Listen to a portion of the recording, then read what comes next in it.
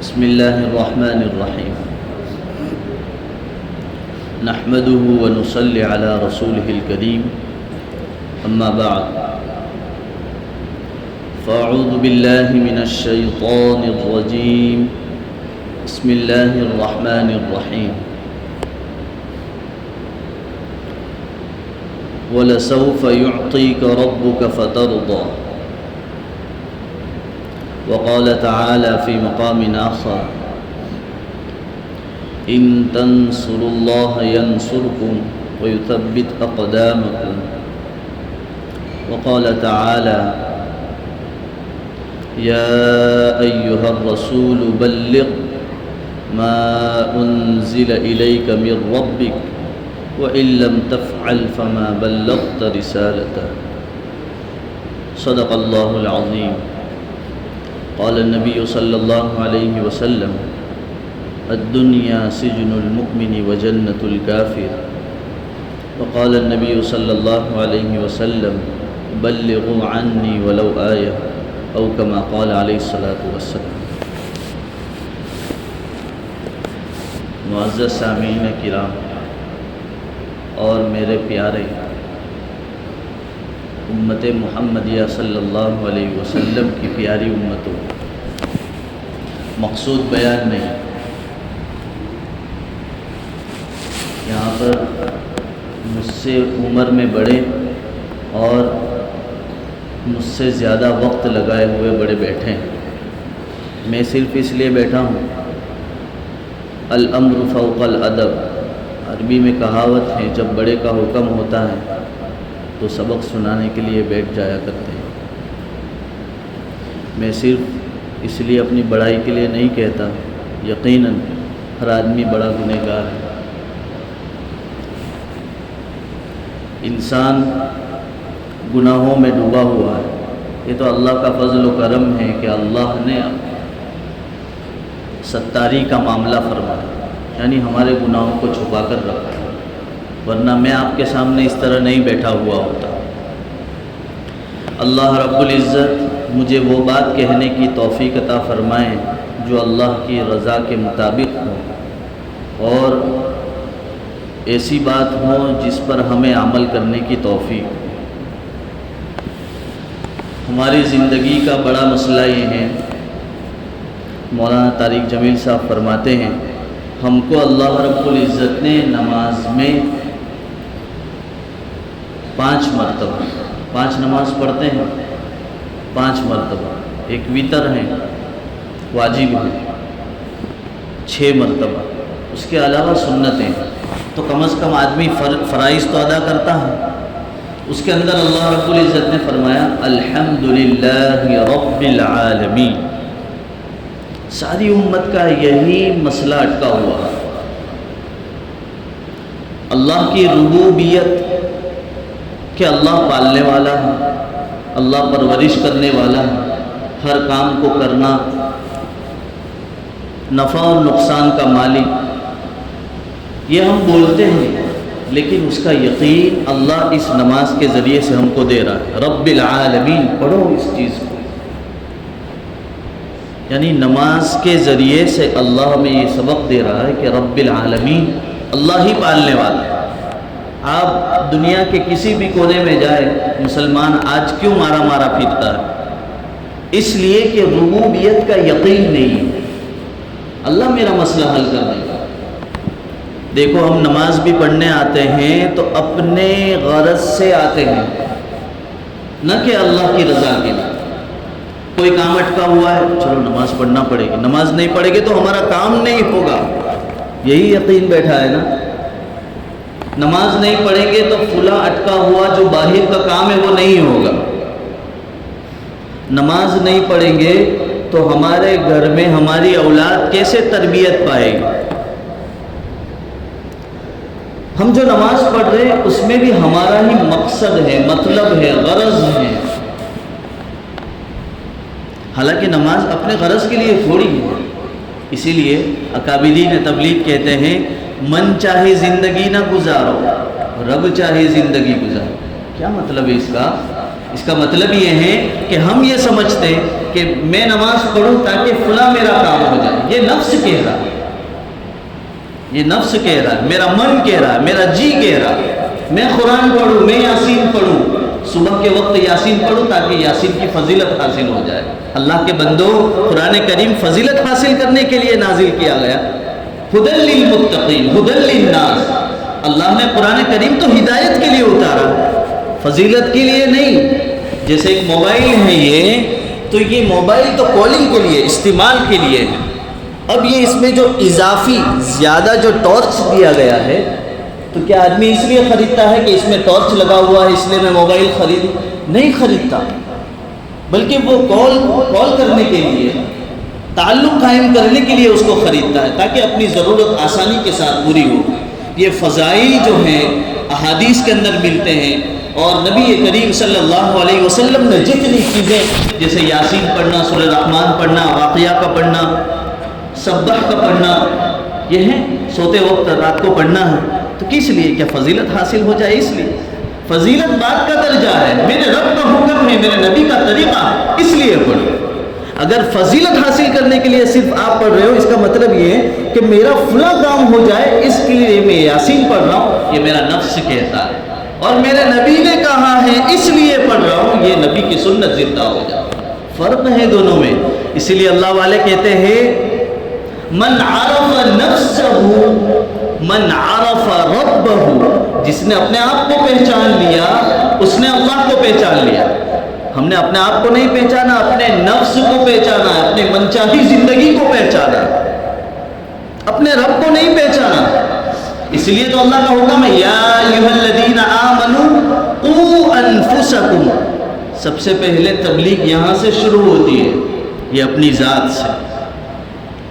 اچھا، آپ تبلیغ والے جو ہیں تبلیغ کا کام کریں گے تو مثال کے طور پر میں نماز نہیں پڑھتا ہوں، میں قرآن نہیں پڑھتا ہوں، میں جماعت میں نہیں جاتا ہوں، میں گشت نہیں کرتا ہوں، میرے اندر اچھائیاں ہے ہی نہیں، میں برائی والا ہوں، اور میں چاہ رہا ہوں کہ جو نماز پڑھ رہا ہے، جو ذکر کر رہا ہے، اس کی ملاقات کے لیے جا رہا ہوں۔ اچھا، قرآن تو کہتا ہے کہ تم اپنے آپ کی پہلے فکر کرو، اور میرے خود کے ٹھکانے ہیں نہیں، اور میں دوسروں کو دعوت دینے جا رہا ہوں۔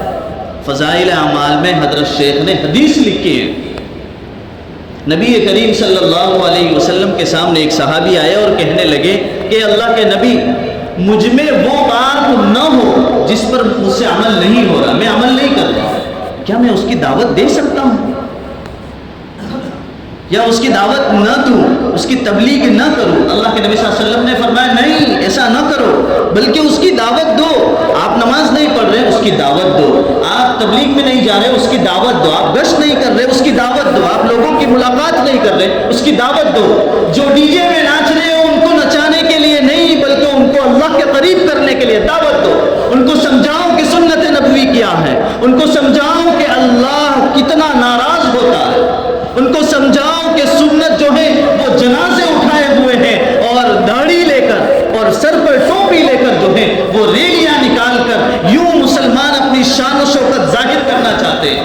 شاید مسلمان اس بات سے دھوکہ کھایا ہوا ہے، وَاعْتَصِمُوا بِحَبْلِ اللَّهِ جَمِيعًا وَلَا تَفَرَّقُوا، یوں سوچ میں پڑے ہیں کیونکہ اللہ نے کہا ہے کہ بِحَبْلِ اللَّهِ، حبل کہتے ہیں رسی کو، وَاعْتَصِمُوا بِحَبْلِ اللَّهِ جَمِيعًا وَلَا تَفَرَّقُوا، کہ آپس میں اکٹھے ہو جاؤ، ایکتا پیدا کرو، انبن پیدا نہ کرو، آپس میں محبت، آپس میں موازنہ، آپس کے اندر جو ہے ملاپ پیدا کرو۔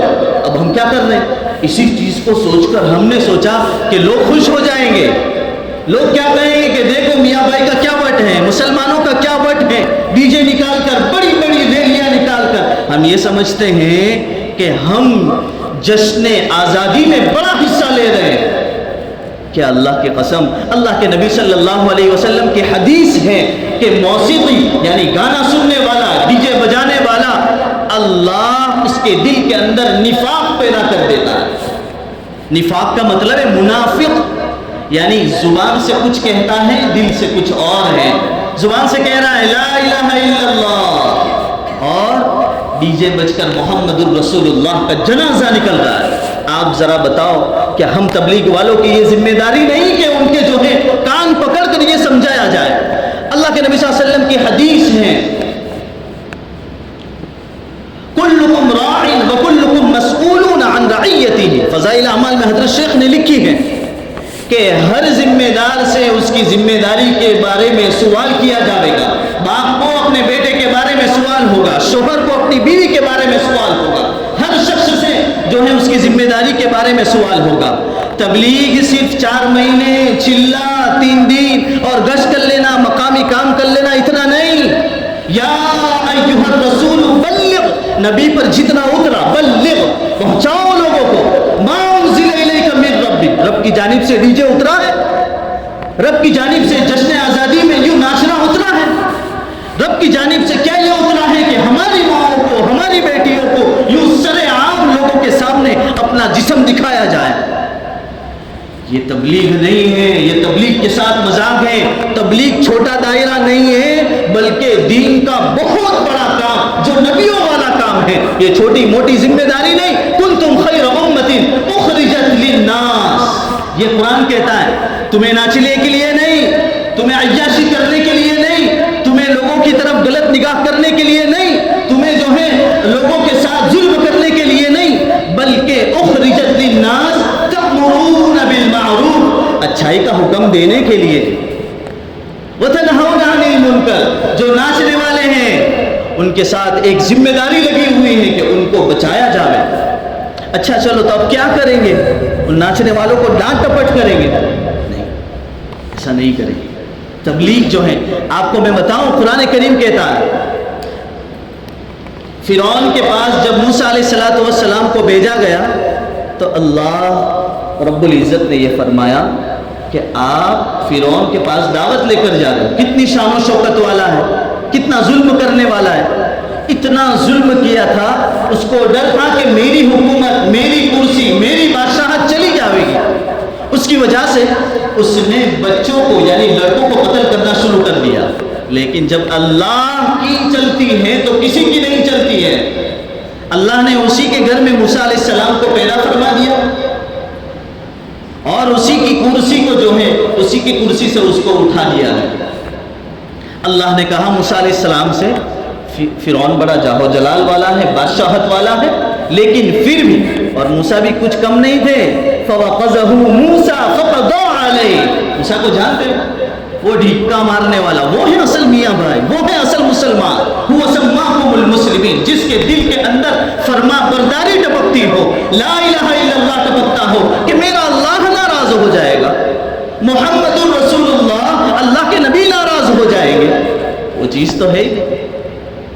تو اللہ کے نبی, اللہ موسیٰ علیہ السلام کو اللہ نے یہ حکم دیا کہ جب آپ تبلیغ کے لیے جائے, ان کو دعوت دینے کے لیے جائے, جو ناچنے والے ہیں, جو لوگوں کے سامنے اپنی بیویوں کو, اپنی بیٹیوں کو, پھر کہتے ہیں کہ طلاق کے مسئلے کھڑے ہوتے ہیں, پھر کہتے ہیں کہ ہماری اذانوں پر پابندی لگتی ہے, پھر کہتے ہیں کہ ہماری مسجدوں کو بند کیا جا رہا ہے, پھر کہتے ہیں کہ ہمیں مسجد میں نماز پڑھنے نہیں دیا جاتا. اللہ کی قسم یہ کسی کا قصور نہیں, سب سے پہلا میرا قصور ہے کہ میں نے صحیح معنوں میں تبلیغ نہیں کی. ما انزل الیک من ربک, اللہ کے نبی صلی اللہ علیہ وسلم کے بارے میں ہم نے بارہا سنا کہ وہ ابو جہل کے پاس, عتبہ کے پاس, شیبہ کے پاس, کئی لوگوں کے پاس 60-70 مرتبہ جاتے تھے. ہم سے یہ ہوا ہے؟ کسی کا قصور نہیں, ناچنے والے کا قصور نہیں, اپنی ماؤں کو دکھانے والوں کا قصور نہیں, بلکہ قصور ہمارا ہے, ہم نے صحیح تبلیغ نہیں کی ہے, ہم نے صحیح دعوت نہیں دی ہے. اور آگے اگر تم نے دعوت دے دی, اپنے دل کے اندر وہ کھڑک پیدا کر کے اس امت کو, اس شخص کو آپ نے دعوت دے دی ہے, اس کے بعد اگر نہ مانے تب بھی قرآن ہمیں تسلی دیتا ہے, وَإِن لَّمْ تَفْعَلْ فَمَا بَلَّغْتَ رِسَالَتَهُ, تم دعوت تو پہنچاؤ, تم لوگوں کو سمجھاؤ تو صحیح.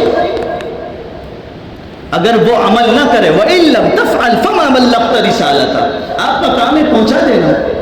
آپ اپنے دل سے پوچھو کہ کیا ہم نے وہ صحیح معنوں میں دعوت پہنچائی؟ ریلی کی دعوت تو سب کو پہنچی تھی, ڈی جے کی دعوت نہیں پہنچی تھی, ہماری مائیں اور بہنیں نکلے گی وہ دعوت نہیں پہنچی تھی. کیا ہوا, کیسے یہ معاملہ پیش آ گیا؟ اچھا آپ سوچ رہے ہوں گے کہ مولانا کو تو تبلیغ کے لیے بٹھایا گیا تھا, 6 نمبر کی بات کرنے کے لیے بٹھایا گیا تھا. قرآن میں 3 چیزیں پورے قرآن کے اندر ہے. توحید, جو مولانا الیاس صاحب رحمۃ اللہ علیہ نے ایمان کی سب سے پہلی جو صفت بیان کی ہے, آپ بتاؤ کہ یہ توحید ہے جو ناچنے والے ہیں, کہ یہ تبلیغ کے خلاف ہے؟ کہ یہ 6 نمبر کے خلاف ہے، ان کو ایمان کی دعوت کون دے گا؟ ان کو من عرف نفسہ من عرف ربہ کون سکھاوے گا؟ کس کی ذمہ داری ہے؟ اللہ نے تھوڑی بہت سمجھ دی، ہم یہاں جمع ہو گئے، ہم سب بیٹھ گئے، اللہ نے اپنے فضل و کرم سے بٹھایا ہے، ہمارا کوئی کمال نہیں۔ من یرید اللہ بہ خیرا یفقہہ فی الدین، اللہ کے نبی صلی اللہ علیہ وسلم فرماتے ہیں جس کو میں دین کی سمجھ دینا چاہتا ہوں، من یرید اللہ بہ خیرا یفقہہ فی الدین، اسے دین کی سمجھ دیتا ہوں۔ اللہ نے ہم کو اپنے فضل و کرم سے بٹھایا ہے، ہمارا کمال نہیں ہے۔ اب ہمیں کیا کرنا ہے؟ صرف میں ڈی جے پر بات نہیں کر رہا ہوں، ایسی بہت ساری چیزیں ہیں جس میں ہماری اپنی اصلاح بہت ضروری ہے، اپنی اصلاح بہت ضروری ہے، اس کے لیے محنت کرنا ہوگا، ان کو سمجھانا ہوگا، ہر ایک کے پاس جانا ہوگا۔ اچھا چلو میں تمہیں 29ویں پارے کے اندر لے چلتا ہوں، سورہ نوح کے اندر اللہ تعالیٰ فرماتے ہیں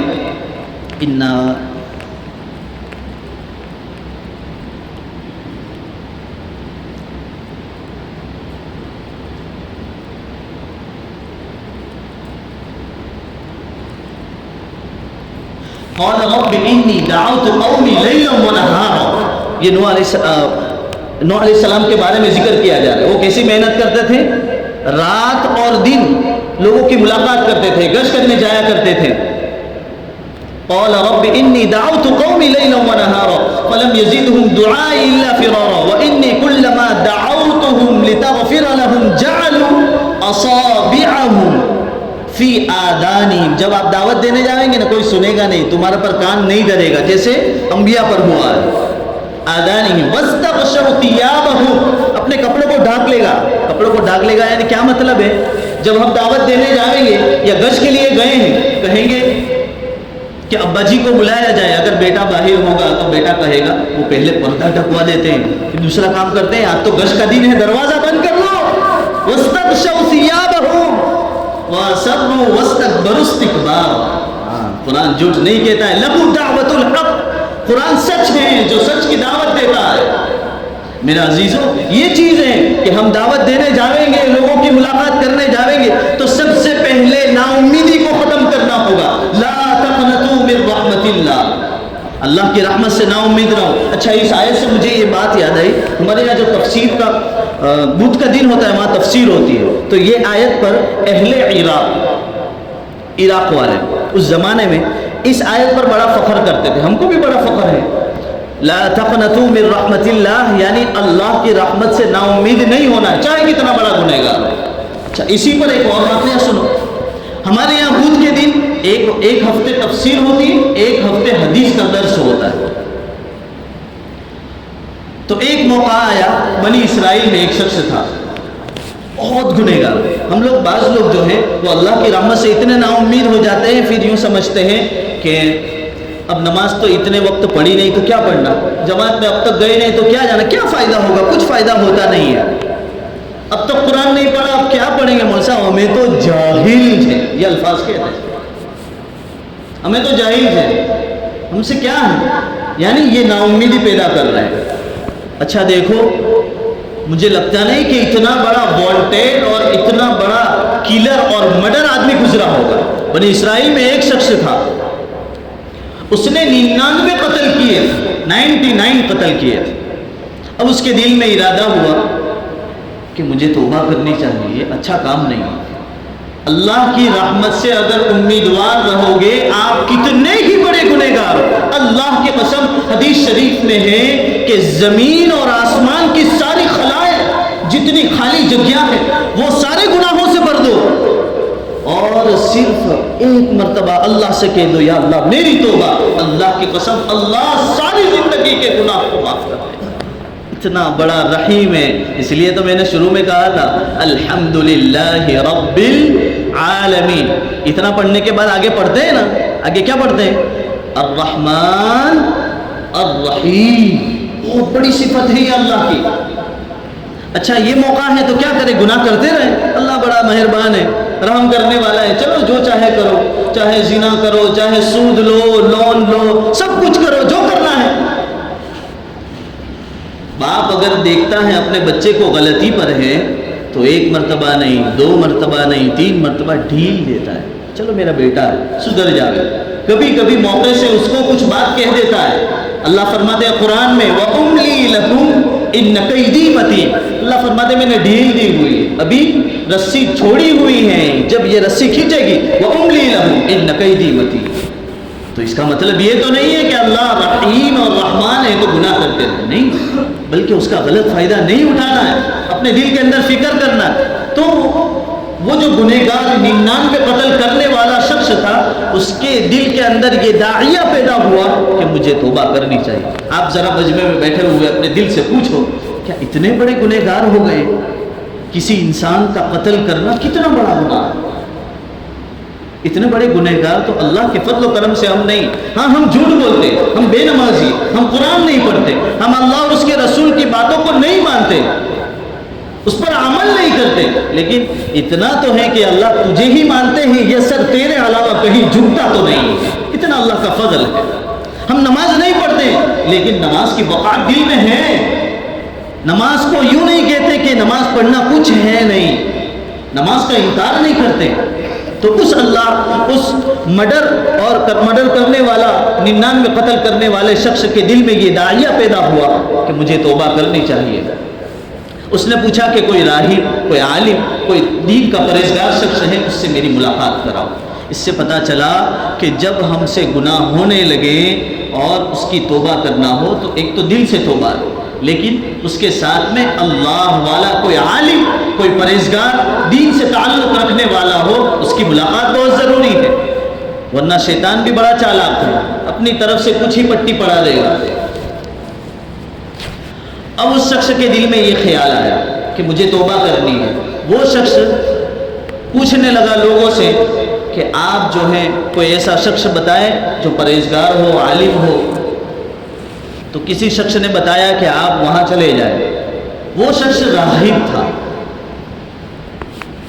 اب اس میں یہ بھی بات ہے کہ جب ہم کسی سے کوئی بات پوچھیں تو اس بات کا علم ہو تب ہی وہ بات کہیں، کیونکہ آگے میں جو بات بتانے والا ہوں بڑا نقصان ہوا ہے اس کا. جب ہمیں کوئی بات پوچھی جاوے، رہبری کر رہے ہیں، چاہے دنیاوی اعتبار سے، کوئی راستہ پوچھ رہا ہے نہیں معلوم تو نہ بتاؤ، خواہ اس کو بھٹکاؤ نہیں، چلو آج اس کو چھیڑتے ہیں، ادھر ادھر بھگا دیتے ہیں. اسی طرح اور ایک چیز میں بتاتا ہوں، پہلے یہ چیز چلتی تھی، کسی کا فون آتا ہے ہمارے تعلق کا نہیں ہوتا ہے، پھر بھی ہم کیا کرتے ہیں، چلیے ذرا مزہ لے لے، پھر اس کو بولتے ہیں. جیسے بہت سی مرتبہ میرے ساتھ بھی ہوا کہ فلاں بھائی کہہ رہا ہے کہ وہ ٹرک جو آپ نے منگوایا تھا وہ سامان ہے وہ آپ تک پہنچانا ہے، کہاں آ جائے؟ تو کہتا ہے لے مزہ لے. تو وہ شخص ادھر ادھر گھماتا ہے، وہاں چلے جا وہاں چلے جا. رہبری غلط کر دی، بڑا نقصان ہوا. تو اس راہب کے پاس وہ قاتل پہنچا جس نے 99 قتل کیے تھے. اب اتفاق ایسا ہوا کہ وہ راہب تھا، عالم نہیں تھا. اس نے کہا کہ میں نے 99 قتل کیے، اب میرے دل میں خیال آیا ہے کہ میں توبہ کر لوں. اس نے گانڈو تھے گلو سے تمہیں تو ڈی جے پر ناچتا ہوتا نے પોતાની માં બહેનને નચાવતા હોતા ને ખુલ્લા આવી રીતના જીસમ દેખાડતા હોતા, તમારી કઈ મગફિરત થાય, જાઓ નીકળો તમે. तबलीग गलत हो गई, दावत गलत पहुंच गई, अल्फाज तुम्हारे गलत निकल गए. इसलिए आलिम को भी बड़ा चौकन्ना रहना चाहिए किस मौके से कौन सी बात कहनी है, क्योंकि अल्फाज की वजह से माने बदल जाते हैं. उस राहिब ने कहा इतना बड़ा गुनहगार 99 इंसान को कत्ल कर दिया, तेरी मगफिरत हो सकती है? तेरी कोई मगफिरत नहीं. उसने कहा कि जब इतने कत्ल किए तो इसी को उड़ा दो, सेंचुरी मार दी उसने, यानी वो 100वां भी कत्ल हो गया. अब एक शख्स फिर उसके दिल में दाइया पैदा हुआ कि मुझे तौबा करनी चाहिए. अब वो सच्चे पक्के अल्लाह से ताल्लुक़ रखने वाले शख्स के पास गया और उसने कहा कि मुझे तौबा करनी है, लेकिन एक बात सुन लो, मैंने 99 कत्ल किए थे और उसके बाद एक कत्ल और कर दिया, लेकिन अब मेरे दिल के अंदर नदामत है, मुझे शर्मिंदगी है, मैं तौबा करना चाहता हूँ, क्या मेरे लिए तौबा है?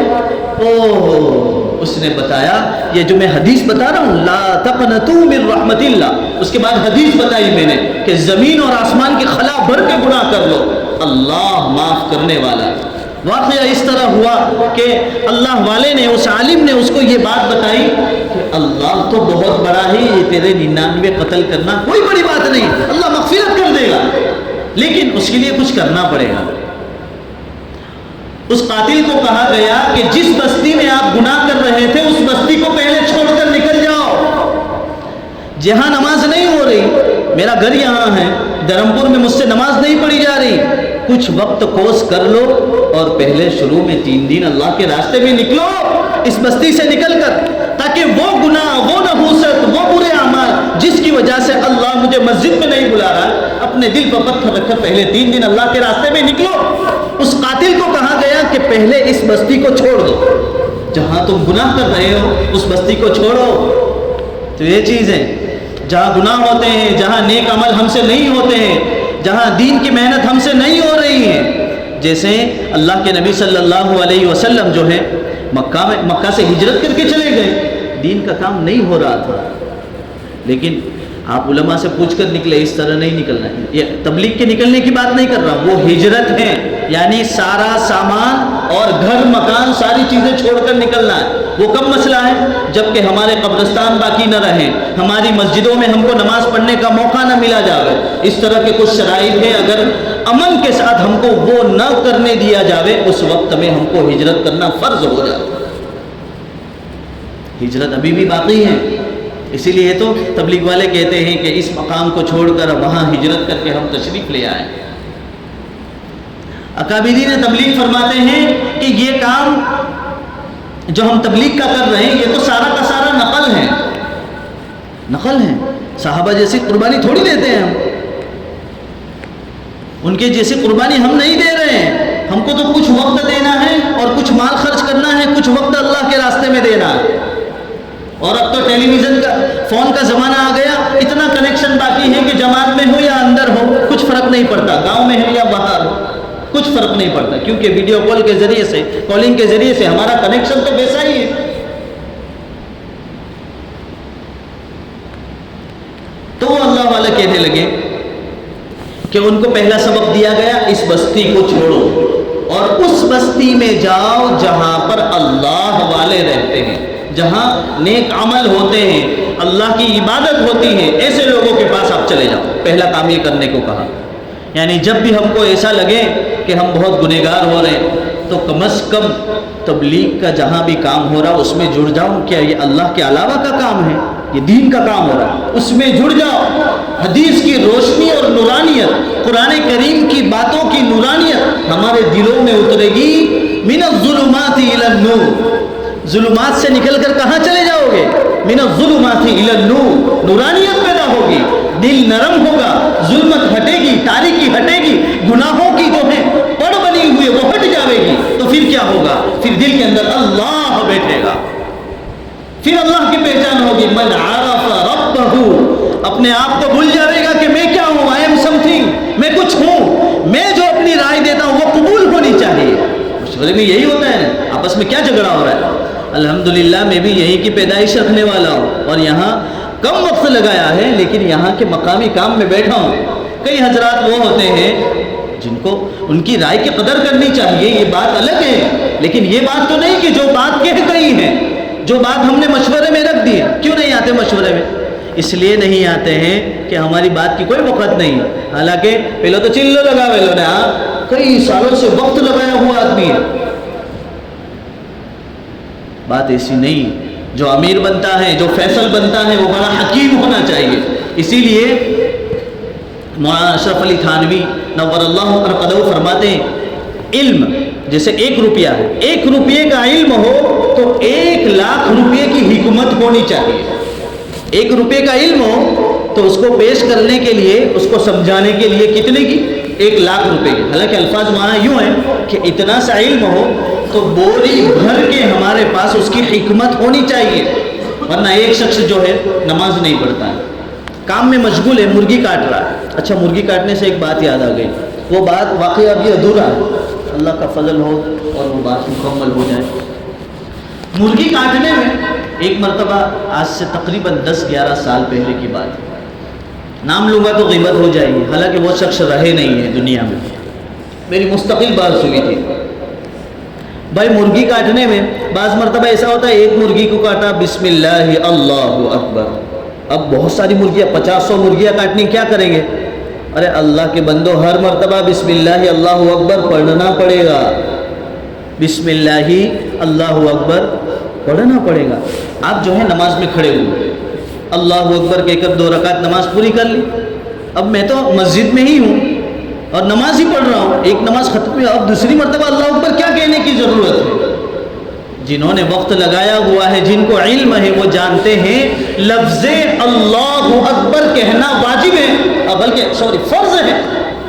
اللہ اکبر کا کہنا فرض ہے. ایک آدمی ہاتھ نہ اٹھاوے چل جائے گا, سنت ہے, لیکن ایک آدمی, اسی لیے تو مولانا الیاس صاحب رحمۃ اللہ علیہ نے کیا فرمایا, اس کام سے یہ چاہا جاتا ہے کہ لوگوں کو اتنا علم ہو, جیسے حدیث شریف میں بھی ہے یہ چیز, کہ وہ اتنا علم رکھنے والا ہو کہ اس کو معلوم ہے کہ کون سی چیز فرض ہے, کون سی چیز واجب ہے اور کون سی چیز سنت ہے. اسی کا علم نہیں ہوتا ہے. اور اس کا بھی الحمدللہ بڑا تجربہ ہوا ہے, کیونکہ میرے ہی گاؤں کے 4 مہینے میرے ساتھ لگانے والے تھے, وہ جنید بھائی بھی جانتے ہیں. تو میرے ساتھ 4 مہینے اور ایک وقت میں چلہ لگانے والے تھے. اب ان کا امتحان لینا مقصود نہیں تھا, لیکن ہم اللہ کے راستے میں نکلتے ہیں تو ہم یوں سمجھتے ہیں رٹا مارنا بہت اچھی چیز ہے. تو آپ تبلیغ والے کو پوچھو, مجھے پوچھیں گے نا 51 سنتیں نماز کی, مجھے لفظ بلفظ یاد نہیں ہے. لفظ بلفظ جیسے ثنا پڑھنا, اعوذ باللہ پڑھنا, بسم اللہ پڑھنا, اور کتنی قرات کرنا جس کی وجہ سے سنت مکمل ہو جائے, کہاں سے کہاں تک پڑھنا, لگاتار میں نہیں بول سکتا. ہاں مجھے علم ہے, لیکن آپ تبلیغ والوں کو پوچھو کہ سنتیں بیان کرو, سڑا فرائض بیان کرو, سڑا. اچھا اس شخص کو پوچھو, اچھا ہے, میں یہ نہیں کہتا کہ رٹنا غلط ہے, لیکن فارسی میں کہاوت ہے, توتی وار ازبر کردن فائدہ نہ دارت. توتی کی طرح رٹ لو گے, اس سے کچھ فائدہ زیادہ حاصل ہونے والا نہیں. تو کیا کرو, اس کو کھوپڑی میں بٹھانا پڑے گا. جیسے ایک مثال سمجھاتا ہوں, میں اس لیے کہہ رہا ہوں بات کتنی کہاں جا رہی ہے. الحمدللہ اللہ کا فضل رہا تو بتاؤں گا, ورنہ بات کتنے بجے ختم کرنا, وقت ہو گئے 8:30.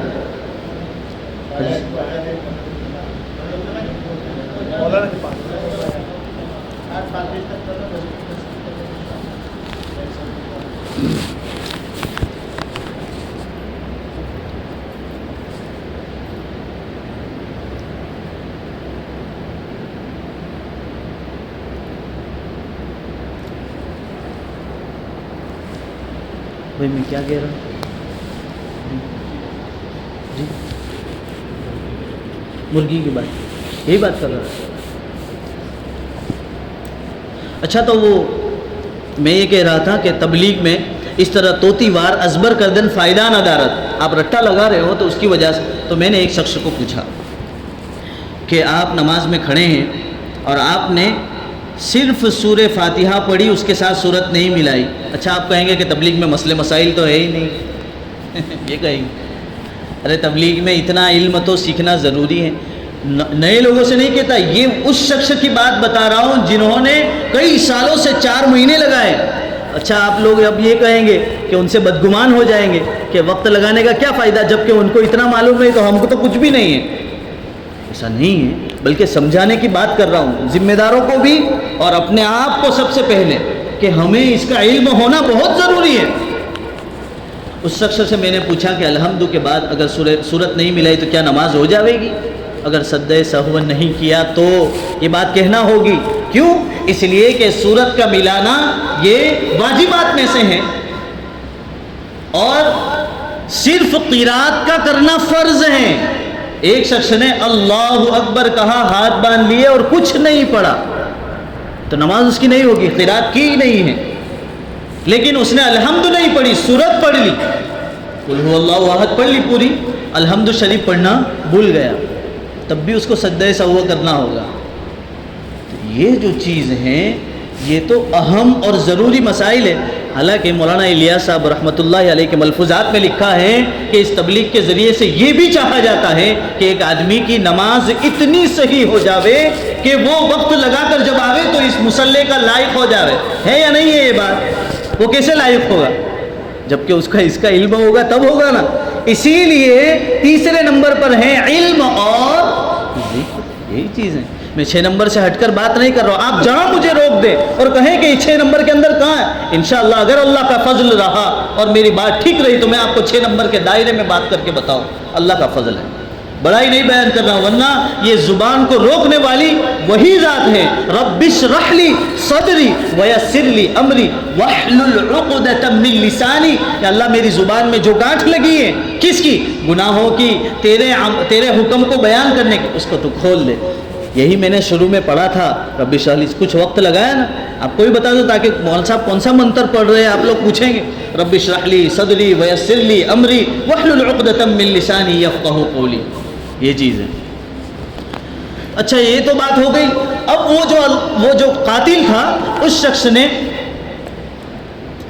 توبہ کرنے کا ارادہ کر لیا، اللہ والوں کی بستی میں چلا گیا، اور اتفاق ایسا ہوا کہ ابھی تو اللہ والوں کی بستی میں شامل ہوتا، اس سے پہلے اس کا انتقال ہو گیا، اس ظالم کا، اس قاتل کا، جو 99 کے پلس 100 اس نے سینچری مار دی تھی، 100 قتل کر دیے تھے، اس شخص کا انتقال ہو گیا۔ اب جو ہے دونوں طرف سے فرشتے آ گئے۔ اچھا یہیں پر بات آگے اور لے جا کر میں بتاتا ہوں۔ آپ کو میں نے بتایا تھا لا تقنطوا من رحمت اللہ، اہل عراق والے یہ بات کہتے تھے کہ اس پر ہم کو بڑا فخر ہے۔ میں آپ کو ایک اور آیت بتاتا ہوں جس پر ہم سب امتیوں کو بڑا فخر ہے۔ اس میں لکھا ہے تفسیر کی کتاب میں گلدستہ تفاسیر میں کہ اہل بیت یعنی اللہ کے نبی صلی اللہ علیہ وسلم کے گھرانے والے یہ بات کہتے ہیں کہ ہم کو اس بات سے انکار نہیں، لا تقنطوا من رحمت اللہ بڑی چیز ہے، لیکن اس سے بھی بڑھ کر جو امید دلانے والی، ہمارے اندر امید کو جگانے والی جو آیت ہے وَلَسَوْفَ يُعْطِيكَ رَبُّكَ فَتَرْضَى، بہت زبردست آیت، بہت بہترین آیت۔ یہ سورہ ضحیٰ جو ہے وَالضُّحَىٰ وَاللَّيْلِ إِذَا سَجَىٰ، پوری سورت بہت زبردست۔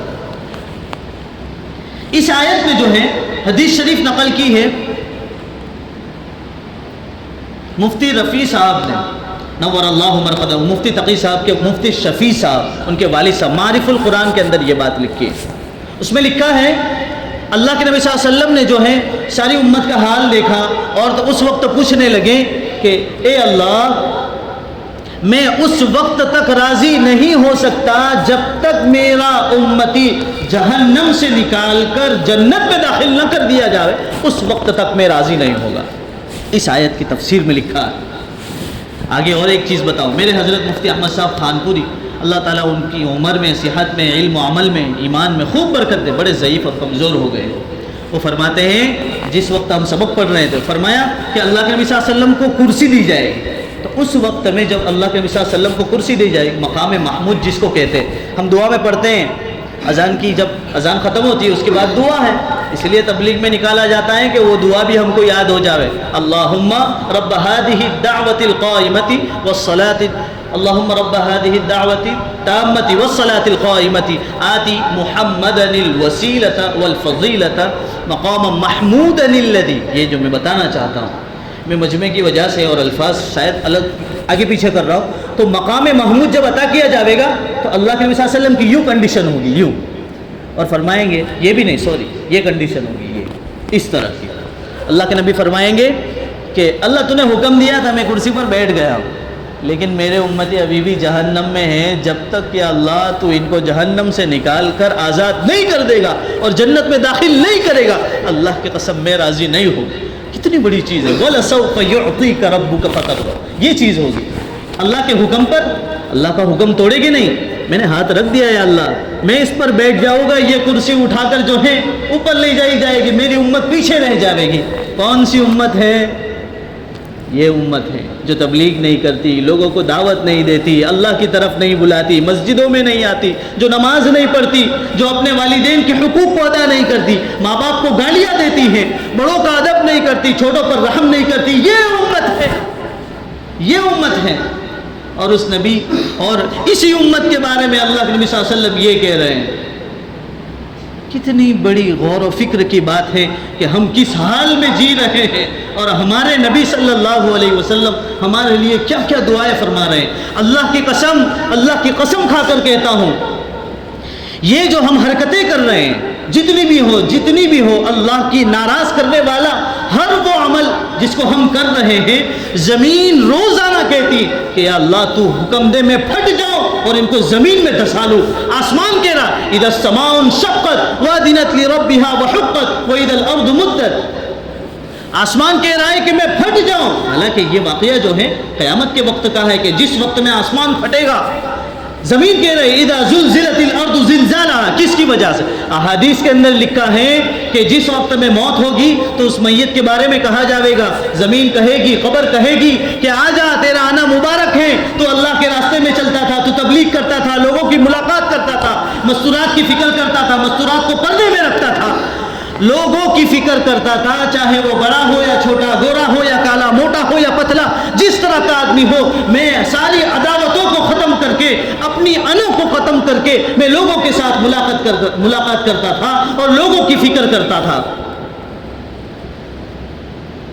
اللہ کہے گا کہ جب آ جاؤ، اب جنت تمہارے سارے دروازے کھلے ہوئے ہیں۔ تو یہ چیزیں ہیں کہ اللہ کے راستے میں بڑی محنت کرنا پڑے گی، اپنے دل کو سمجھانا پڑے گا۔ تو وہ قاتل شخص جو ہے وہ اللہ کے راستے میں اللہ والوں کے گھر بستی کے اندر گیا، لیکن اس سے پہلے اس کا انتقال ہو گیا۔ فرشتے ہر طرف سے آ پڑے، فرشتے ایک رحمت والے آ گئے اور ایک عذاب والے آ گئے، کہنے لگے کہ 100 شخص کو قتل کرنے والا جو ہو اس کو جنت میں داخل کیا جاتا ہے، اور رحمت والے فرشتے کہنے لگے کہ اس نے توبہ کا ارادہ کر لیا تھا، ابھی تک توبہ نہیں کی تھی اس شخص نے۔ یہی الفاظ ہمارے مفتی احمد صاحب خانپوری نے لکھے ریاض الصالحین کے درس میں، توبہ نہیں کی تھی اس شخص نے۔ اللہ رب العزت کا یہ معاملہ ہوا کہ ان دونوں فرشتوں میں آپس میں جھگڑے ہونے لگے، رحمت والے عذاب والے دونوں میں، کہ میں لے جاؤں گا، یہ میری میت ہے، یہ میرا انسان ہے، میں لے جاؤں گا اس کو، میرا شخص میرا آدمی ہے، میں لے جاؤں گا۔ رحمت والے کہہ لے ہم لے جاویں گے، یہ ہمارا آدمی ہے، ہم لے جاویں گے۔ لیکن ایک فرشتہ اترا اور اس نے دونوں کے بیچ میں فیصلہ کرنے والا بنا، اور اس نے کہا کہ آپ ایک کام کرو، اللہ نے حکم دیا ہے کہ جس بستی کے قریب زیادہ ہو اس کی طرف اس کو لے جانا، یعنی اگر جہاں سے اور کہاں سے شمار کیا گیا تھا، جہاں سے اس کا گھر ہے، مثال کے طور پر سمجھو کہ یہ دھرمپور ہے، یہاں گناہ ہوا تھا، اور اس کی بستی بھی یہ ہے، یہ قبا والی بستی ہے، اور وہ رہتا ہے، وہ ہاتھی خانہ پہ ہے، 3 دروازہ ہو یا بلساڑ، وہاں رہتا ہے۔ اب وہ اس کو کہا گیا تھا کہ یا تو آپ 3 دروازے چلے جائیں، وہاں اللہ والے رہتے ہیں۔ اب اتفاق ایسا ہوا کہ بیچ کے اندر ہی اس کا انتقال ہو گیا، تو حکم دیا گیا اللہ کی طرف سے کہ اگر جو کم فاصلہ والا ہو، جتنا کلومیٹر جہاں سے کم ہے اس کی طرف سے اس کا فیصلہ ہوگا۔ اگر یوں سمجھو کہ یہاں سے لے کر مینارہ مسجد تک کا فاصلہ ہے، اور جو ہے زیادہ کم گناہ کی طرف ہے، تو آپ اس کو عذاب والے لے جاویں گے، اور اگر رحمت والے قریب ہیں، یعنی نیکیوں والے بستی والے کے قریب ہیں، تو کہاں لے جاویں گے؟ رحمت والے فرشتے لے جاویں گے۔ اتفاق ایسا ہوا کہ ایک بالش، ایک ویٹ کم تھا نیکیوں کی طرف ایک ویٹ کم تھا۔ اللہ نے فوراً حکم دیا کہ زمین کو لپیٹ دی جائے۔ اللہ نے کیا حکم دیا؟ زمین کو لپیٹ دی جائے، یعنی وہ گناہ والی جہاں لمبا ہے اس کو لپیٹ دیا جائے، یعنی نیکی والا قریب ہو جائے گا۔ پھر زمین کو جب ناپا گیا تو یہ نیکی والے بستی کی طرف قریب تھا، تو رحمت والے فرشتے لے گئے۔ اچھا، یہاں یہ بات مجھے بتانا ہے کہ اس نے توبہ نہیں کی تھی، صرف ارادہ کیا تھا، دل کے اندر ارادہ کیا تھا، اللہ نے وہ 100 قتل کرنے والے شخص کو جو ہے مغفرت کر دی۔ تو کیا ہم اتنے بڑے گنہگار ہیں؟ ہم اتنے بڑے گنہگار نہیں ہیں۔ ہاں، اللہ سے یہ بات کہی، یا اللہ میں بہت بڑا گنہگار ہوں، ہم نے کسی کو قتل تو نہیں کیا، ہم جھوٹ بول رہے ہیں، ہم سود کھا رہے ہیں، ہم رشوت کھا رہے ہیں، ہم دلالی کر رہے ہیں، ہم غلط کام کر رہے ہیں، سب کچھ ہے، لیکن یا اللہ تیری توحید کا اقرار کرنے والے ہیں، ہم لا الہ الا اللہ محمد الرسول اللہ کا اقرار کرنے والے ہیں۔ ہم بڑے ظالم ہیں، اپنے نفس پر بڑا ظلم کیا ہے، لیکن یا اللہ تیرا اقرار کرتے ہیں، تو معاف کر دے، اتنا اللہ سے کہہ دو، اللہ کی قسم اللہ معاف کر دے گا۔ تو پہلی چیز ہے اپنے آپ کو بدلو، پہلی چیز ہے اپنے آپ کو بدلو۔ اچھا، یہاں ایک مجمع وہ بھی جوڑا گیا ہے جو سیلون سے تعلق رکھتا ہے، تو اتفاق بھی ایسا ہوا، دیکھو اللہ تعالیٰ جو چاہتا ہے وہی ہوتا ہے، ہماری مرضی سے کچھ نہیں ہوتا۔ میں نے جیسے ہی آیا تو فضائل صدقات ہے اس کو کھولا تو حضرت شبلی رحمۃ اللہ علیہ، واقعہ یہ نام تو سنا ہی ہے آپ نے، اتفاق ایسا ہوا، میں نے جان بوجھ کر نہیں کھولا اس کو، بس میں نے یوں ہی پڑھنے کے لیے کہ کچھ میرے کام کی بات نکل جاوے اور آپ کے سامنے پیش کر دوں تاکہ میں اور آپ اور اللہ راضی ہو جائے اور ہم کو عمل کرنے کی توفیق ہو جائے۔ حضرت شبلی رحمۃ اللہ علیہ کہتے ہیں کہ ایک مرتبہ میرے دل میں خیال آیا کہ میں بہت کنجوس ہوں، بخیل ہوں، ایسا دل کے اندر خیال آیا، لیکن نفس کہہ رہا ہے کہ تو بخیل نہیں ہے۔ جیسے ہم کہتے ہیں نا، اتلو بدا بھی کوئی گنہگار نہ تھی، جمعہ تو نماز پڑھوں، فجر نے عشاء چاہ لی جائے، بیجی بدی تو پڑھوں، 2 نماز ہاتھ میں آتی، اس طرح بولتے ہیں جب ملاقات کرنے جائے، 2-3 نماز آتی ہے، مول صاحب بیجو کام نہ لیدھے چھوٹی جائے۔ وہ کام ہی کام کیا ہے جو ہماری نماز کو ضائع کر دے، وہ کام نہیں ہے۔ تو شبلی رحمۃ اللہ علیہ کے دل میں ایک خیال آیا، دل نے یہ کہا کہ تو بخیل ہے اور نفس نے یہ کہا کہ تو بخیل نہیں ہے۔ انہوں نے کہا کہ کیسے جانچا جاوے؟ انہوں نے ارادہ کر لیا کہ آج صبح کے وقت میں جو پیسے میرے پاس آئیں گے وہ سب ہدیہ کر دوں گا۔ آپ اس طرح نہ کرنا، سب ہدیہ کر دیں گے قوم میں آ جائے گا۔ انہوں نے یہ عمل کیا کہ سب ہدیہ کر دیا، دل کے اندر یہ خیال پکا کر لیا کہ صبح کے وقت میں میرے پاس جتنی رقم آئے گی وہ سارا کا سارا ہدیہ کر دوں گا، لوگوں کو دے دوں گا۔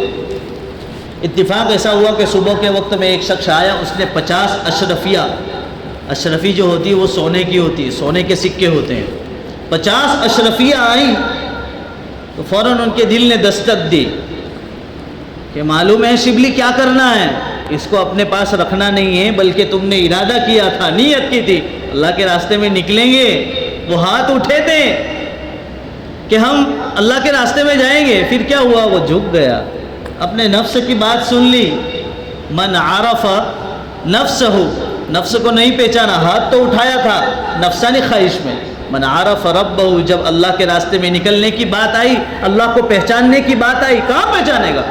مندر میں بیٹھ کر اللہ کو پہچانے گا، زنا کے اڈے میں پہچانے گا، شراب خانے میں اللہ کو پہچانے گا۔ وہ آنکھیں ہماری نہیں ہیں، اللہ اگر فضل کر دے تو وہاں بھی جو ہے کیچڑ کے اندر سے بھی ہیرا نکلتا ہے، یہ بات الگ ہے، لیکن وہ ماحول نہیں ہے، وہ ماحول نہیں ہے۔ ماحول کیا ہے؟ ہم اگر چاہتے ہیں کہ ہماری زندگی میں تبدیلی ہو، آپ اس بات کو یقین مانیں، ہم چاہتے ہیں، جتنا مجمع یہاں بیٹھا ہوا ہے کچھ ہی 1-2 چھوٹے چھوٹے بچے ہیں، ورنہ سب پڑے بیٹھے ہوئے ہیں۔ آپ یقین مانو اس بات کو کہ ہم اگر چاہتے ہیں کہ ہماری زندگی کی تبدیلی ہو تو ان میں سے کوئی شخص ایسا نہیں دکھتا ہے کہ جس کو مدرسے میں کان پکڑ کر لیا جائے، کوئی نہیں لے گا مدرسے میں۔ نہیں لے گا کا مطلب یہ ہے کہ مدرسے میں داخل نہیں کرے گا، ایسا نہیں ہے، چاہے تو داخل کر دے جیسے بڑے بڑے لوگوں نے پڑھا، لیکن معاملہ ایسا ہے کہ ہم کاروبار میں ہیں، ہمارے اوپر والدین کی، بچوں کی، بیویوں کی ذمہ داریاں ہیں، مدرسے میں جا نہیں سکتے، خانقاہوں میں بہت مشکل ہے، خانقاہوں میں جا نہیں سکتے۔ ایک واحد راستہ اللہ نے کھلا ہوا رکھا ہے کہ ہم کچھ وقت اپنی زندگی کی مشغولی میں سے نکال کر اللہ کے راستے میں نکلیں اور اپنا وقت لگائے، جہاں پر علم بھی سکھایا جاتا ہے، جہاں پر ایمان بھی سکھایا جاتا ہے، جہاں پر ذکر کس طرح کرنا ہے وہ بھی سکھایا جاتا ہے، جہاں پر اخلاص کی تعلیم دی جاتی ہے، جہاں پر اکرام مسلم، کیا اکرام مسلم؟ بڑوں کا ادب، چھوٹوں پر رحم، والدین کی خدمت، لوگوں کے ساتھ کیا سلوک کرنا، یہ اکرام مسلم ہے۔ پڑوسیوں کے حقوق، مسلمانوں کے حقوق، غیروں کے حقوق، یہ اکرام مسلم ہے۔ لیکن معلوم نہ ہو تو پھر اکرام مسلم میں جتنا آتا ہے اتنا ہی، اکرام مسلم بہت بڑا ہے اور اس سے بڑی چیز اخلاص ہے۔ یہ اس لیے نہیں کہ یہاں پہ بیٹھ کر مولانا بول رہے ہیں کہ ایک الگ تھی بامڑ ویل تھی آوے لوگ کیا کرنا، اس کے بعد لوگ کہے کہ مول صاحب کیوں بیان پہ ٹکاٹک۔ اگر یہ نیت ہے، اللہ کی قسم مولانا طارق جمیل صاحب فرماتے فضائل اعمال میں حضرت شیخ نے لکھا ہے کہ جس شخص کے دل میں یہ ہو کہ وہ اپنی بڑائی بتانا چاہتا ہے کہ اپنا کیسا بیان کرتے ہیں، اپنے کس طرح تقریر کرتے ہیں، لوگ واہ واہ کرنے لگتے ہیں۔ مولانا طارق جمیل صاحب فرماتے ہیں کہ جس وقت میں میدان حشر قائم ہوگا اس وقت میں اللہ رب العزت سب سے پہلے انہی کو پکڑے گا جو بہت بولتے تھے۔ قرآن کریم میں بھی ہے، انفسکم تتلون الکتاب، وہ قرآن کریم کی آیت میرے صحیح ذہن میں نہیں آ رہی، شروع کے پارے میں ہے کہ آپ لوگوں کو حکم کرتے ہو اور خود اپنے آپ کو بھول جاتے ہو۔ وَأَنْتُمْ تَتْلُونَ الْكِتَابَ، حالانکہ آپ تو قرآن کریم کو پڑھتے ہو، تعلیمات حاصل کرتے ہو، پھر اپنے آپ کو بھول جاتے ہو۔ تو یہ چیز ہے اللہ کے بندوں کہ سب سے پہلے اپنے آپ کو بدلنے کی ضرورت ہے، اپنے آپ کو پہچاننے کی ضرورت ہے، اور اللہ کے حکم کو سمجھ کر اللہ اپنا حکم پورا کروا رہا ہے، اس کو یوں سمجھنا ہے کہ اللہ تو نے اپنے فضل و کرم سے کروایا ہے۔ تو یہ چیز ہے کہ ایک چیز یہ تھی کہ شبلی رحمت اللہ علیہ جو ہے 50 اشرفیہ لے کر نکلے، اور اس نے ایک شخص کو دیکھا جو حجامت کی دکان پر ایک فقیر حجامت کروا رہا۔ کوئی اسپیشل نہیں، میں نے پہلے ہی بتایا کہ اس میں کھلا ہوا تھا اس لیے بتا رہا ہوں۔ تو شبلی رحمت اللہ علیہ نے اس فقیر کو دیکھا، وہ اپنی حجامت کروا رہا تھا اور وہ نابینا بھی تھا، اس کو دکھتا نہیں تھا۔ اس نے سوچا کہ یہ صحیح فقیر ہے، اس کو یہ 50 اشرفیہ دے دینی چاہیے۔ اچھا، جب بال کاٹے گئے اور جو بھی حجامت کروانی تھی سارا کام ختم ہو گیا، اس کے بعد اس فقیر کو تو پیسے دے دیے گئے تھے، تو شبلی رحمت اللہ علیہ کو یوں کہا گیا کہ آپ جو ہیں وہ 50 اشرفیہ اس حجامت کرنے والے کو دے دیں۔ 50 اشرفیہ نہیں، بہت پیسے ہو گئے۔ سمجھنے کے لیے یوں سمجھو کہ 1-2 لاکھ روپئے، 1-2 لاکھ روپئے تو فارم میں آ جائیں گے سبھی حجامت کرنے والے کہ ایک شخص کی حجامت کر لو اور اس کے بعد سٹل بن کر کے چلے جاؤ۔ آپ بھی اس طرح کی تبلیغ کرو کہ سب لوگ شبلی بن جائے۔ ہاں، مدینہ میں یہ تصور تھا، مدینہ میں یہ تصور تھا۔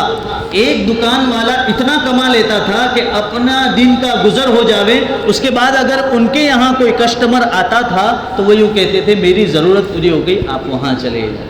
ہمارے یہاں کیا ہے، جتنا بٹورنا ہے بٹورو، جتنا حاصل کرنا ہے حاصل کرو، یہ چیزیں۔ تو اس شخص کو 50 اشرفیہ دینے کا حکم دیا۔ شبلی رحمت اللہ علیہ کہنے لگے ارے حجامت کرنے کے اتنے روپئے دیے جاتے ہیں؟ فوراً اس فقیر نابینا نے کہا کہ شبلی میں نے تجھے کہا نہیں تھا تو بخیل ہے؟ دیکھا، تو بخیل ہے، تیرا دل کہتا ہے کہ 50 بہت زیادہ ہے، تو نے مجھے دے دیے تھے، اب دے دینا چاہیے تھا۔ اس وقت میں شبلی رحمت اللہ علیہ نے جو ہے اپنے دل میں سوچا کہ واقعی یہ فقیر سچ کہہ رہا ہے۔ اب حجامت جو کر رہا تھا وہ بھی بڑا اللہ والا تھا۔ اس نے کہا کہ یہ نابینا ہے، دکھتا نہیں ہے اور فقیر آدمی ہے۔ جب کرسی پر بیٹھا تھا اس وقت سے نیت کر لی تھی کہ اس کے پاس پیسے لینے نہیں ہیں، اس کے پاس پیسے لینے نہیں۔ اور شبلی رحمت اللہ علیہ نے یہ نیت کر لی تھی کہ اس فقیر کو دینا ہے۔ معاملہ کیسا ہو گیا، جو حجامت کرنے والا ہے وہ لینے والا نہیں، اور یہ شخص اس کی نیت ہو گئی تھی کہ اس کو دینا ہے، یہ کہہ رہا ہے کہ اس کی اجرت دے دی جائے۔ اس وقت میں شبلی رحمت اللہ علیہ نے کہا اللہ کی قسم دنیا بڑی ذلیل قسم کی ہے کہ مجھے بھی ذلیل کر کے رکھ دیا۔ وہ ساری 50 اشرفیہ اٹھائی اور دریا میں ڈال دی۔ یہ ذلیل شخص ہے، اس کی کوئی وقات نہیں۔ ہاں، یہی چیز ہے کہ جب اللہ دل میں اترتا ہے تو دنیا باہر نکل جاتی ہے، دنیا کی وقات باہر نکل جاتی ہے، اور یہی چاہا جاتا ہے تبلیغ سے کہ دنیا کو باہر نکالا جائے۔ اچھا، آپ کہیں گے کمانا چھوڑ دے، ایسا نہیں کرنا۔ علامہ رومی رحمت اللہ علیہ فرماتے ہیں دنیا کتنی ہونی چاہیے؟ علامہ رومی رحمت اللہ علیہ فرماتے ہیں کہ دنیا کو یوں سمجھو کہ یہ سارا سمندر ہے اور اس کے اوپر ایک کشتی چل رہی ہے۔ دنیا سمندر ہے، پانی ہے، اور اس پر ایک کشتی چل رہی ہے.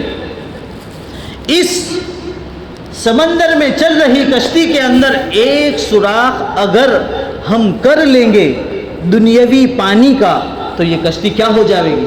ڈوب جائے گی. کتنا مال ہونا چاہیے؟ جتنا پانی پر کشتی چل رہی ہے اتنا مال کی طلب ہو، حرص نہ ہو.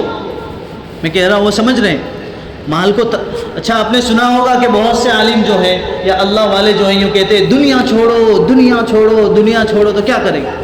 قرآن میں تو ہے ربنا آتنا فی الدنیا، کیا ہے آگے؟ حسنہ وفی الآخرۃ حسنہ، کہ دنیا یا اللہ تو میری دنیا بھی اچھی کر دے. اچھی کیسے کرے؟ ارے بھائی آپ کے پاس مال ہی نہ ہو تو دنیا اچھی نہیں ہوتی. ہاں یہی. ارے بھائی دنیا کے اندر ہم کسی کے پاس جاتا ہے، آپ کے پاس پیسہ نہ ہو تو آپ کو کوئی سلام بھی نہیں کرتا ہے، آپ کو کوئی بھاؤ بھی نہیں پوچھتا ہے. تو دنیا کمانا بری چیز نہیں ہے، دنیا کی حرص اپنے دل کے اندر رکھنا. جو وہی چیز میں سمجھا رہا ہوں کہ یہ سارا پانی دنیا ہے اور اس کو کیسے رکھنا ہے، اتنا کنٹرول رکھو کہ یہ کشتی جو ہماری آخرت کی ہے، ہماری زندگی کی ہے، اس کشتی میں دنیا کا سوراخ نہ ہو، اتنا مال و دولت ہمارے پاس ہو، ہم غریب نہ ہو. اچھا آپ پھر کہیں گے کہ فضائل صدقات میں اللہ کے نبی صلی اللہ علیہ وسلم نے جو ہے اپنے لیے فقیری کو پسند کیا ہے. ارے وہ بڑے اللہ والے تھے، امام الانبیاء تھے، انہوں نے پسند کیا، لیکن یہ کہا کہ آپ فقیر بنو. اگر آپ ایسا کہنا چاہتے ہو تو ریاض الصالحین کو اٹھاؤ، اس میں ایک موقع ہے ایک صحابی نے کہا کہ اللہ کے نبی میں اللہ کے راستے میں پورا مال صدقہ کرنا چاہتا ہوں. اللہ کے نبی نے فرمایا نہیں، آپ انتقال کر رہے ہیں، اپنے ورثاء کے لیے اپنے وارثوں کے لیے کچھ چھوڑیے. کتنا صدقہ کروں؟ آدھا؟ نہیں یہ بھی بہت زیادہ ہے. کتنا صدقہ کروں؟ تہائی حصہ. یہ بھی زیادہ ہے. اس طرح کہا. کیا مطلب ہے؟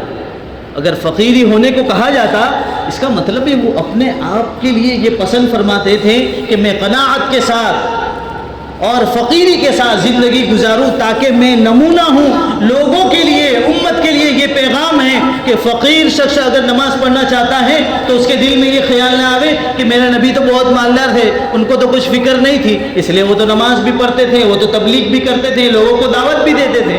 اللہ کے نبی صلی اللہ علیہ وسلم کو کیا فکر؟ بہت مال تھا ان کے پاس. یہ سوچ ہمارے دل میں نہ آ جاتی، اس لیے اللہ کے نبی صلی اللہ علیہ وسلم نے کہا فقیر. اللہ کے نبی صلی اللہ علیہ وسلم پر اتنا مال بھی تھا، لوگ صحابہ قربان کرنے کے لیے تیار تھے. حضرت عثمان غنی رضی اللہ تعالیٰ عنہ نے کتنا مال لوٹایا، حضرت خدیجۃ الکبریٰ رضی اللہ تعالیٰ عنہا نے کتنا مال لوٹا، سارا مال دے دیا. تو یہ چیز ہے کہ دنیا اتنی ہمارے اندر ہو کہ اس دنیا کا سوراخ دل کے اندر نہ پڑ جاوے کہ جیسے ہماری زندگی جو آخرت کی زندگی سنوارنی ہے وہ ڈوب جاوے اور دنیا کے اندر ہم سمیٹے جاوے. اسی لیے یہ بات کا مضمون شروع سے ہے الحمدللہ رب العالمین. ایک آیت کی تفسیر ہوئی ہے، ایک آیت کی رب العالمین کی یہ ربوبیت اگر دل کے اندر اتر گئی تو اس کے بعد یہ چیز ہوگی کہ جس آدمی کے پاس بہت بڑا کنٹرول ہوتا ہے نا تو اس کے اندر ایٹیٹیوڈ ہوتا ہے آئی ایم سم تھنگ، میں کوئی چھوں، اس طرح آ جاتا ہے. اس کو سدھارنے کے لیے نستغفر اللہ عاجزی اختیار کرنا پڑتی ہے.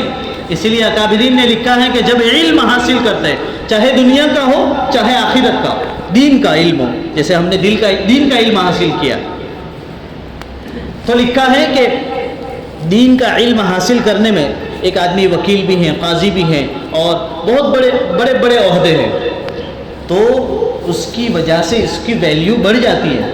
اب اس کو سب لوگ رسپیکٹ کرتے ہیں، سلام کرتے ہیں کہ وہ موٹو آدمی سے پہنچے لو آدمی، اس کی عزت کرتے ہیں. کیوں؟ اس کے ساتھ بہت ساری ڈگریاں لگی ہوئی. لیکن اس کی وجہ سے ہو سکتا ہے، ایسا زیادہ تر ہوتا ہے کہ تکبر دل کے اندر آ جاتا ہے. میں کہیں چھوں، میں جہاں بیٹھ کر جو بات کہوں اس کو ماننی چاہیے. وکیل آدمی کہہ رہا ہے، جج آدمی کہہ رہا ہے، بڑا آدمی کہہ رہا ہے، مالدار آدمی کہہ رہا ہے تو اس کی بات ماننی چاہیے. اس طرح ہوتا ہے اور دین میں بھی ایسا ہی ہوتا ہے. ارے تو وہ موٹو مفتی چاہیں کدو اٹلے مانوچ پڑے، ہاں اگر وہ اللہ اور اس کے رسول صلی اللہ علیہ وسلم کے مطابق ہے تو سر آنکھوں پر. ورنہ آپ کتنے بھی بڑے مفتی یا کتنے بھی بڑے مالدار ہو، اللہ کے سامنے اس کے علاوہ کسی کو ہم جھکتے نہیں ہیں، ہر ایک کو جو ہے کھلے عام کہہ دیتے ہیں، ہم کسی کے سامنے جھکتے نہیں، اس لیے تو مسلمان کی شان ہے، لیکن ہماری بے وقوفی ہے، اس لیے تو ہم نے یہ ڈھنگ کر ڈالا۔ اس کی وجہ سے کیا ہوا؟ نقصان ہمارا ہوا، ہمارا ہی نقصان ہوا۔ اکابرین سے پوچھیں آپ اس کی وجہ سے کیا نقصان ہوتا ہے، بڑے بڑے علماء بتائیں گے کتنا بڑا نقصان ہوتا ہے۔ وقت ہو گیا، اللہ رب العزت مجھے آپ کو کہنے سننے سے زیادہ عمل کی توفیق عطا فرمائے۔ تشکیل کرنی